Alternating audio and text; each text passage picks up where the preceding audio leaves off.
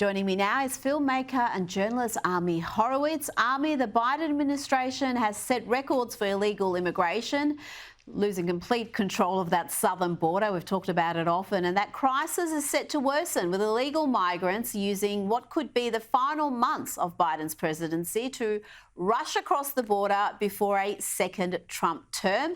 Two Colombian illegal migrants who crossed the border in Arizona last week told the New York Post that they fear the election will make border crossings harder, saying, "We don't want Trump." That speaks volumes, doesn't it? Yeah, no, it says everything about where we are and where the election is going, frankly. I mean, look, I've been to the border, unlike Kamala Harris, and I've spoken to the migrants coming across, and they don't hide the fact, they don't hide the ball. They say, look, we're here because we know we can get in under the Biden administration. We didn't come under the Trump administration because we couldn't get in. It's as simple as that, Rita. But this administration is so bad at this. Never mind the demographic consequences, the economic consequences to the U.S. of having 7 million people cross the border illegally, just from an electoral standpoint, just from the fact that this is the #2 issue in our country, you're really going to fail at that, knowing that it is going to cost you the election. Biden is so bad. And I've said it before, hats off to the Texas governor, the Florida governor, who at the time was just political theater when they took the migrants and they shipped them to blue states and blue cities across the country, turned out to be an absolute massive win politically because it actually turned the tide of people who live in these big cities who are now saying, we cannot deal with this problem. It is absolute brilliance. And this topic, along with inflation, is going to sink the Biden administration. Yes, all those sanctuary cities where they don't want to provide sanctuary to illegal immigrants anymore. They love to have that title, but they don't want to actually put it into practice. Now, to Donald Trump's trial in Manhattan, he's not going to be testifying in this criminal trial. And it comes as Alan Dershowitz writes in the New York Post. Just when I thought this case couldn't be any more bizarre, I read this piece. He said there's never been such a spectacle as this hush money criminal trial against Trump. At one point in the trial, Judge Merchant cleared out the courtroom after a witness for the defence, Robert Costello, raised his eyebrows at one of his rulings. Dershowitz wrote, "For some reason, I was allowed to stay, and I observed one of the most remarkable wrong-headed biases I have ever seen. The judge actually threatened to strike all of Costello's testimony if he raised his eyebrows again."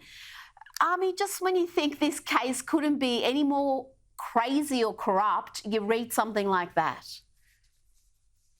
Yeah, no, it's so interesting. I think the issue, at least for me, I think the biggest issue is the contrasting coverage of what's going on. Now, the problem is it's not being televised, okay? So it's not being televised.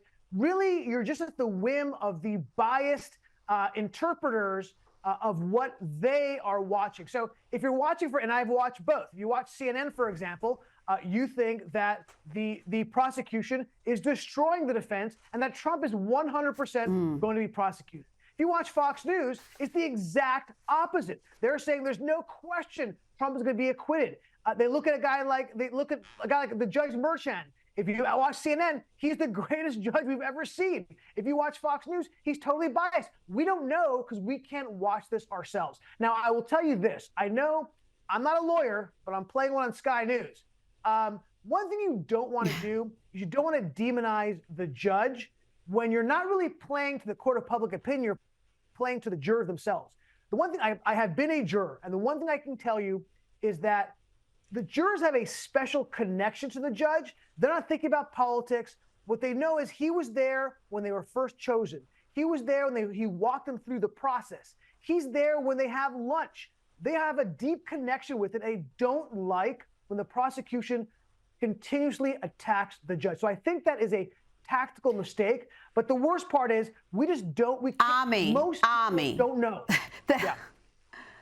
This jury and judge do share a deep connection. It's a hatred of Donald Trump. I mean, please, let's not pretend that this is some sort of unbiased trial in an unbiased territory. This is deep Democrat territory where the jury pool comes from a very Democrat voting base, and we've seen just the elements of this trial that are unlike anything else legal experts who observe these things for years have seen. So I take your point about the different coverage, but I would argue that most conservatives expect to see a conviction in this case, but they don't see it that way because they think Donald Trump's getting a fair trial. They see it because it seems to be almost predetermined, but then it will be appealed and probably overturned at some later date. But I want to get your response to this next issue, Ami. Tell me about the reaction we've seen to the Biden White House offering its condolences to the butcher of Tehran, Ibrahim Raisi, who died in a helicopter crash earlier this week. Just the moral decay that would see an administration offer condolences to this monster who tortured pregnant women and slaughtered thousands of innocent people. Has there been much backlash, or are we used to this sort of degeneracy now? Yeah, I think it bears repeating. He's called the butcher of Tehran for a reason, not just what you just mentioned before that he's done and the tens of thousands of people he killed and tortured. But I want to point out that one particular thing he did that was of particular deviousness is that before he murdered some very young women who were virgins, and since there is a prohibition against killing a virgin, the girls would be raped before they were hung so they could legally be killed. This is the kind of deviant monster we're talking about. And first, let me talk about the UN real quick, another cesspool of deviancy, where they lowered the flag to half-mast, and they had a moment of silence for this animal. They didn't have a moment of silence for the 1,200 Israelis who were raped and murdered on October 7th, but they did for the Iranian president. Now, you expect that from the UN. I covered the UN for 5 years. I know how disgusting that place is, the moral equivalency, the lack of morals when it comes to that place. But like you said, to have the State Department and by extension, the Biden administration put out their condolences, I don't know what they're playing at. I don't know what the point is. I don't even know why they would do that. The only thing I can think about is this bizarre notion that we have to befriend our enemies so they can understand that we're not the bad guys. We're not the guys you should be going after. Go after the other people. That's the only way I can rationalize this. Of course, look, you could look at the Biden. Now, I will say this, at least the Biden administration showed outrage for the ICC ruling against Israel.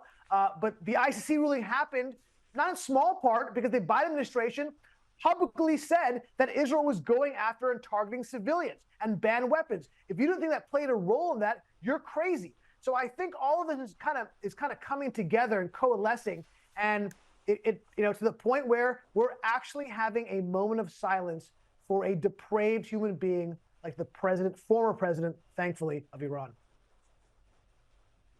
Yes, I think a lot of people watched that at the UN and their first thought was, let's defund the UN, let's get out of there. Ami Horowitz, thank you so much for your time this evening.